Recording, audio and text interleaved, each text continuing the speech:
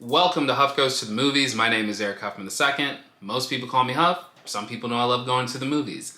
The Banshees of Inisherin is written and directed by Martin McDonagh. It reunites Brendan Gleeson and Colin Farrell, who of course were both in Martin McDonagh's film In Bruges, all the way back in 2008, I believe.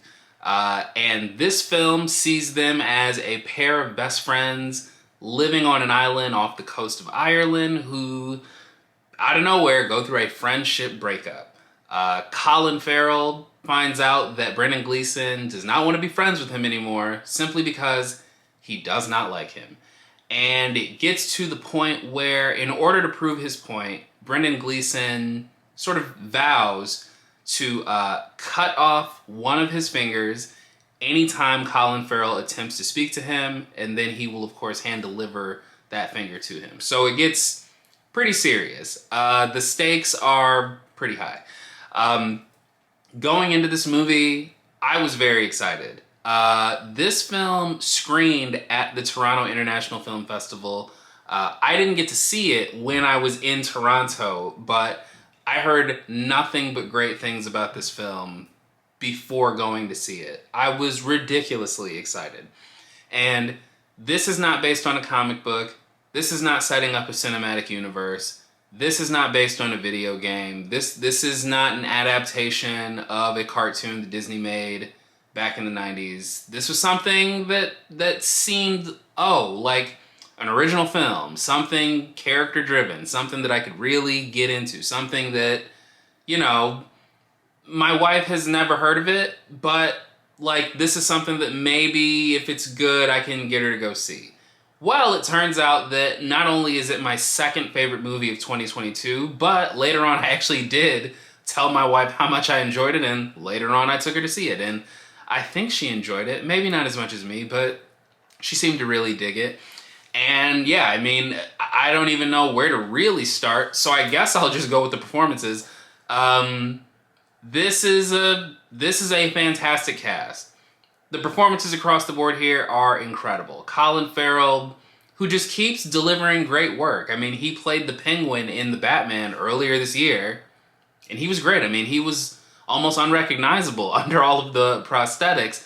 And here, he does a great job of playing a pretty simple guy, but who's just a nice guy. Who's just a maybe not happy-go-lucky, but just, simple dude. He likes to hang out with his friends and go to the bar and hang out with his pet donkey. And Brendan Gleeson is also very good here, especially playing opposite Colin Farrell. So stern, so serious, a little grim, but as you learn more about where his character is coming from, while you may never really think, oh yeah, sure, I would threaten to cut off my fingers, you can start to understand just how serious he is and where it comes from. Barry Keoghan, I believe that's how his last name is pronounced. He's probably best known for his work in Marvel's The Eternals. He also plays the Joker in The Batman. He is in this film as well. And funny enough, he is reunited with Colin Farrell after their work together in The Killing of a Sacred Deer. Another film, not directed by Martin McDonagh, but another film that very much plays into a very sort of dark, disturbing tone. Maybe I'll do a review for that one day, because I really enjoy that movie. It's very unsettling, but here Barry Keoghan plays Dominic, who is sort of like the local mischief type. He is the son of a police officer, and they have a troubled relationship, and Kerry Condon plays Siobhan, Colin Farrell's sister, who is, a bit more serious, a bit more mature, and she tries to mediate things between him and Brendan Gleeson, and, she struggles with that as well. And really, The Banshees of Inisherin is probably best described as a dark comedy. It's got several really silly moments in it, and a lot of that I think is due to the way that Colin Farrell plays his character. But when it gets to a more moody, more somber tone, it really hits those beats pretty well. And, credit to this cast who are fully committed here. And really, when you start to unpack some of the layers to what this film is trying to say, I think that while on paper it might be a tough sell for some, I think that once you settle into, especially the second act of the film, you can start to really be like, oh, okay, like, I know some of those feelings. And I think that this movie makes great use of its setting. So Inisherin, it's island off the coast of Ireland, small town setting. This takes place in the 1920s, but you get so much character and so much personality from the different people that you meet in this town that, you know, while it may not seem like the most exciting place, I think that it makes it the type of setting that you want to stay in. And obviously, as Colin Farrell and Brendan Gleeson sort of butt heads throughout the movie, like, it really builds to some insane moments of, wow, okay, we started in this place and now we're all the way over here. But that journey is so well worth it. And like I was saying at the top of this video, this is without question my second favorite movie that I've seen this year. The first being Everything Everywhere All at Once, which is magnificent. But with this film, I kind of never wanted it to end. And I could listen to them say feckin' all day long. And but yeah, I mean, it's a film that I think is not for everyone. But for the people who are willing to give this a chance, I think you'd be surprised just what you walk away with. And without saying too much about how the film ends, I found it to be incredibly moving, incredibly compelling.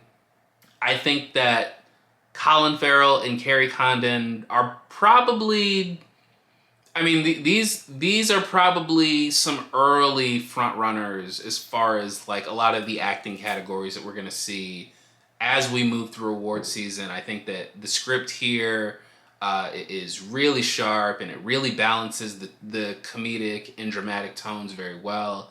So I expect Martin McDonagh's work to be nominated as well.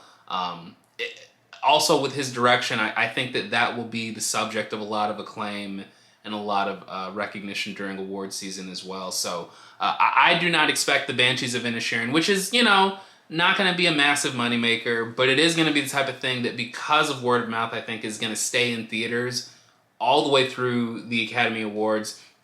This is one that's going to be around. This is one that I think people are going to be hearing about or going to be seeing. And so it's a title that may not completely roll off the tongue, but I'd recommend anyone, if you are living near a theater that is playing this film, go see The Banshees of Inisherin. One of the best films of the year. I'm so glad that I was finally able to catch it. And I've seen it twice now, and I loved it both times. I cannot wait to talk to more people about it. And I really do think that it's going to make quite an impression during award season. So I guess I should probably start getting my predictions together as we get more films that are going to, you know, get that award season push from now until the end of the year. But that's all that I will say. The Banshees of Inisherin, it is in theaters now. Check it out. Once again, my name is Eric Huffman II. Most people call me Huff. If you like this video, hit the thumbs up. Please do subscribe to the channel and hit the bell so you can be notified for new videos that I post here. Stay sweaty, my friends. I will see you at the movies.